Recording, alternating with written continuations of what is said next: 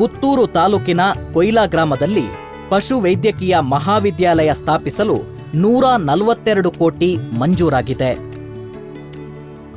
ಕ್ಷೇತ್ರದಲ್ಲಿ ಒಟ್ಟು 320 ಅಂಗನವಾಡಿ ಕೇಂದ್ರಗಳಿದ್ದು ಸುಮಾರು 1,91,90,000 ವೆಚ್ಚದಲ್ಲಿ 157 ನೂತನ ಕಟ್ಟಡಗಳನ್ನು ನಿರ್ಮಿಸಲಾಗಿದೆ.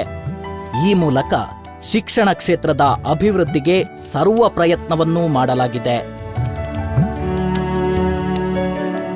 ಹೊಸದಾಗಿ 12 ಪ್ರಾಥಮಿಕ ಆರೋಗ್ಯ ಕೇಂದ್ರಗಳನ್ನು ಪ್ರಾರಂಭಿಸಲಾಗಿದೆ.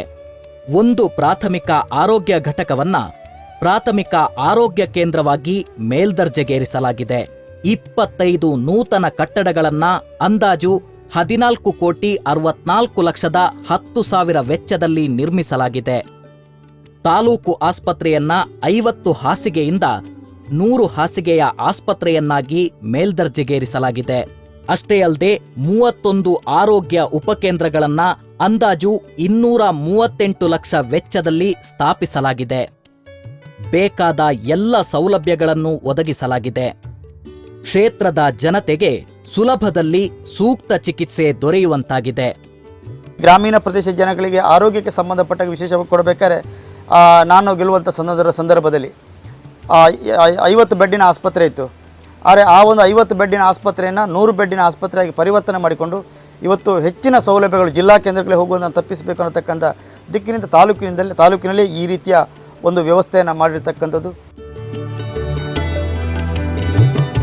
ಲೋಕೋಪಯೋಗಿ ಇಲಾಖೆ ಅಡಿಯಲ್ಲಿ 184 ಕಿಲೋಮೀಟರ್ ರಾಜ್ಯ ಹೆದ್ದಾರಿ, 103 ಕಿಲೋಮೀಟರ್ ಜಿಲ್ಲಾ ಮುಖ್ಯ ರಸ್ತೆ ಮಾಡಲಾಗಿದೆ.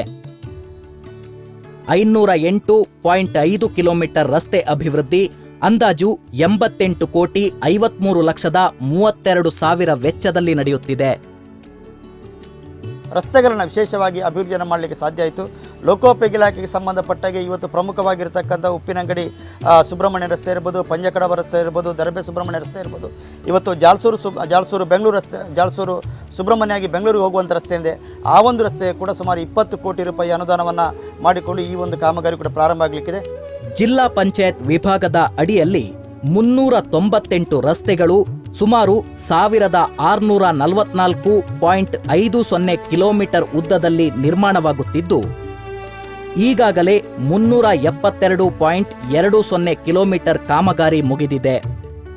1,272.30 ಕಿಲೋಮೀಟರ್ ಕಾಮಗಾರಿ ನಡೆಯುತ್ತಿದೆ. ಎಲ್ಲಾ ಹಳ್ಳಿಗಳಿಗೂ ಸಂಪರ್ಕ ಕಲ್ಪಿಸಿರುವುದರಿಂದ ಜನಸಾಮಾನ್ಯರ ಪ್ರಯಾಣ ಸುಗಮವಾಗಿದೆ. ಎಲ್ಲಿ ನೋಡಿದ್ರೂ ಸುಂದರ ರಸ್ತೆಗಳು ನಿರ್ಮಾಣವಾಗಿರುವುದರಿಂದ ಕ್ಷೇತ್ರದ ಚಿತ್ರಣವೇ ಬದಲಾಗಿದೆ. ಬಹುಶಃ ಅನೇಕ ವರ್ಷದಿಂದ ಇಲ್ಲಿ ರಸ್ತೆ ಹಾಳಾಗಿತ್ತು. ಸುಳ್ಯ ಶಾಸಕರು ಆದಂತಹ ನಮ್ಮ ಅಂಗಾರಣ್ಣನವರ ಪ್ರಯತ್ನದಿಂದ ಈ ರಸ್ತೆ ತುಂಬ ಉತ್ತಮ ರೀತಿಯಲ್ಲಿ ಆಗಿದೆ. ನನ್ನ ಹೆಸರು ಗೋಪಾಲಕೃಷ್ಣ ಅಂತ. ನಾನು ಇಲ್ಲಿ ನೆಟ್ಟಣಲ್ಲಿ ಪೋಸ್ಟ್ಮ್ಯಾನ್ ಆಗಿದ್ದೇನೆ. ಹಾಗೆ ನಮ್ಮ ಗುಂಟೆ ಸುಬ್ರಹ್ಮಣ್ಯ ರೋಡ್ ಒಂದು 20 ಕಿಲೋಮೀಟರ್ ರೋಡ್, ಅದು ರೋಡಲ್ಲಿ 13 ಸೇತುವೆಗಳು ಬರ್ತವೆ. ರೋಡ್ ಕೂಡ ಚೆನ್ನಾಗಿ ಮಾಡಿದ್ದಾರೆ, ಅಗಲ ಮಾಡಿದ್ದಾರೆ. ಈಗ ಯಾವುದೇ ಅಪಘಾತಗಳಿಲ್ಲ. ನಮಗೆ ಹೋಗಿ ಬರಲಿಕ್ಕೆಲ್ಲ ಸುಲಭ ಆಗ್ತದೆ. ನಮ್ಮ ಕೊಂಬಾರ್ ಕಡೆ ಒಂದು ಪೋಸ್ಟ್ ಆಫೀಸ್ ಇದೆ, ಅಲ್ಲಿ ಅವರಿಗೆ ಕೂಡ ಒಳ್ಳೆ ಉಪಕಾರ ಆಗಿದೆ, ಅದು ಚೆನ್ನಾಗಿದೆ. ನಮ್ಮ ಶಾಸಕರು ಎಲ್ಲ ರೀತಿಯಲ್ಲಿ ನಮಗೆ ಹೆಲ್ಪ್ಫುಲ್ ಮಾಡಿದ್ದಾರೆ. ಕ್ಷೇತ್ರದಲ್ಲಿ ಒಟ್ಟು 80ಕ್ಕೂ ಹೆಚ್ಚು ಸರ್ವಋತು ಸೇತುವೆಗಳಿವೆ.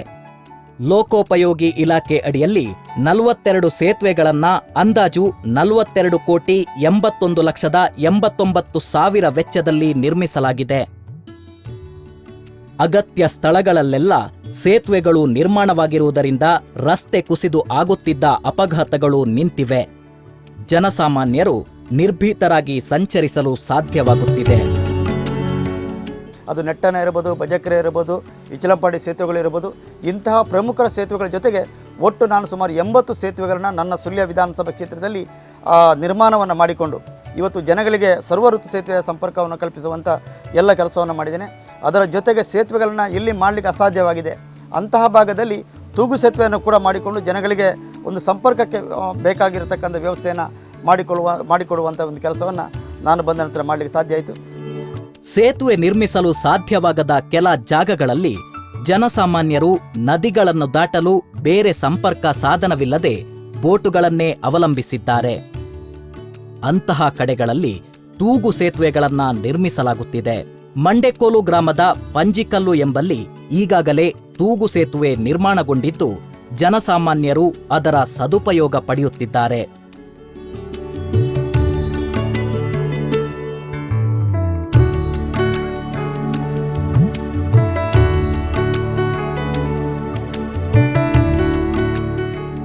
ಇದಲ್ಲದೆ ನೂಜಿಬಾಳ್ತಿಲ ಗ್ರಾಮದ ಅಡಿಂಜೆ ಮತ್ತು ಮಂಡೆಕೋಲು ಗ್ರಾಮದ ಮೂರೂರಿನಲ್ಲಿ ತೂಗು ಸೇತುವೆಗಳ ಕಾಮಗಾರಿ ನಡೆಯುತ್ತಿದ್ದು ಮುಕ್ತಾಯದ ಹಂತದಲ್ಲಿದೆ.